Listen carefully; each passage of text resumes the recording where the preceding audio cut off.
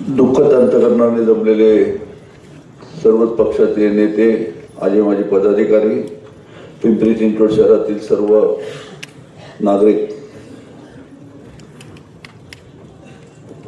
सगळ्यांनी सांगितल्याप्रमाणे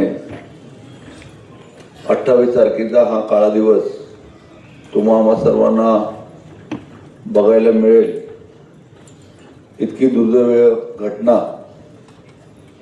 अशा प्रकारचा माणूस स्वप्न पण बघू शकत नाही, हे विश्वास बसणार नाही.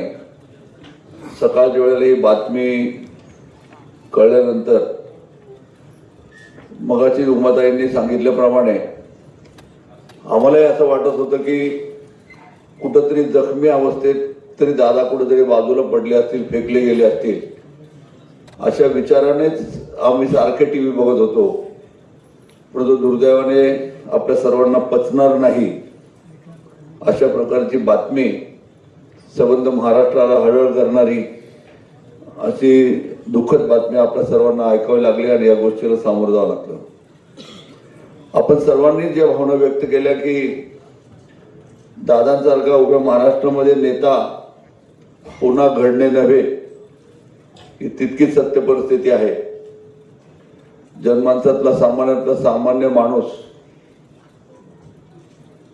सर्वांसाठी काहीतरी करण्याची त्यांची नेहमी धडपड, 16 ते 18 तास काम करणारे अजितदादा, अनेकांची कोरी पाठी असणाऱ्यांना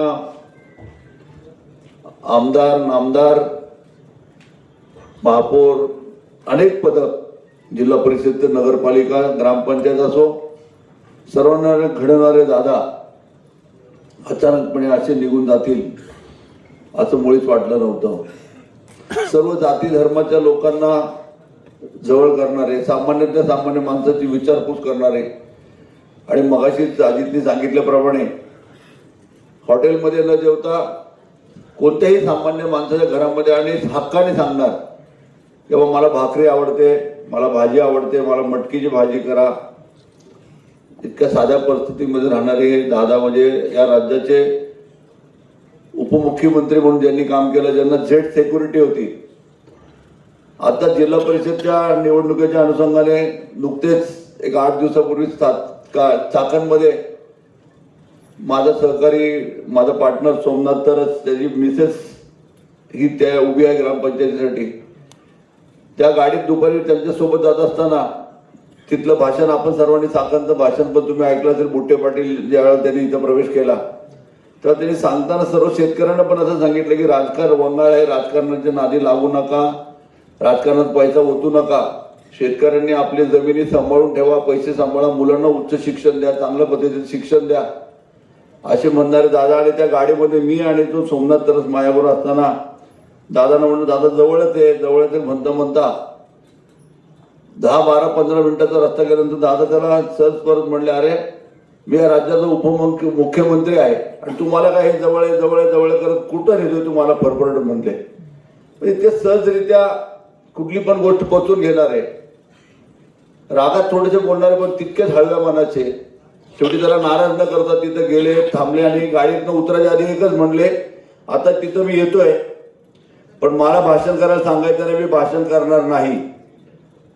आणि जनसमुदाय समोर पाहिल्यानंतर माईक स्वतःच हातात घेतला आणि जवळपास 20 मिनिटं तिथं बोलले. मग त्या कार्यकर्त्याची, सामान्य कार्यकर्त्याची उंची कशी वाढवावी हे दादांकडनं शिकण्यासारखं होतं. अशा अनेकांना, आता माझ्यासारख्या सामान्य कार्यकर्त्याला, अल्पसंख्याक म्हणणाऱ्याला किंवा माझ्यासारख्या एका पंजाबी व्यक्तीला त्यांनी स्थायी समितीचे अध्यक्ष, सभागृह नेता, महापौर, शहराचा अध्यक्ष, एकदा नाही 2दा शहराचा अध्यक्ष केलं. मी पण 91ला जेव्हा 90ला शरद गावडे ज्या वेळेला काँग्रेसचे शहराचे अध्यक्ष होते त्यावेळेला मी शहराचा उपाध्यक्ष होतो. 91ला दादाला पुण्यामध्ये पहिल्यांदा पाहिल्यानंतर त्यावेळेला दादा मला स्वतःला आवडले, त्यांचं काम करण्याची पद्धत, त्यांची शैली आणि ज्या पद्धतीने रोखठोक त्यांचा स्वभाव होता. त्याच वेळेला ठरवलं की नाही दादांसोबत राहायचं. महापालिकेमध्ये 92ला अपक्ष निवडून आल्यानंतर सुद्धा त्यावेळेला कैलासवासी रामकृष्ण मोरे यांचं वर्चस्व या शहरावर होतं. परंतु मी असेल, विलास लांडे पाटील असतील, बाकीच्या आमच्यासारख्या अनेक अपक्ष जे आले ते आम्ही सर्वांनी दादाचं नेतृत्व स्वीकारलं आणि दादांनी तेव्हापासनं म्हणजे 91ला दादांना पाहिलं, 92ला मी स्वतः नगरसेवक झालो आणि तेव्हापासनं आजपर्यंत दादा मी तुमच्या सोबत राहिलो, तुम्ही मला सोडून गेले, आम्हाला सर्वांना सोडून गेले, आम्हा सर्वांना पोरके करून तुम्ही गेले. हे दुःख आम्ही कधीच सहन करू शकत नाही.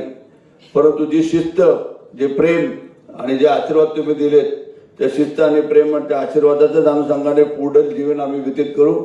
मी व्यक्तीचा पिंपरी चिंचवड शहर राष्ट्रवादी काँग्रेस पक्षाचा अध्यक्ष ह्या नात्याने आमच्या सर्वच नगरसेवक, आजी माजी पदाधिकारी, सर्व पक्षीयच्या वतीने या ठिकाणी मी भावपूर्ण आदरांजली व्यक्त करतो. ओम शांती. अजिजवादी पुरुषी अखंडित आणि ग्रंथोपजीवे विशेषी लोकीये दृष्टांत विजय होवावे.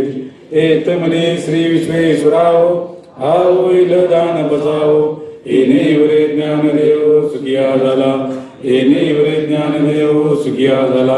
येणे वरे ज्ञानदेव सुखिया झाला.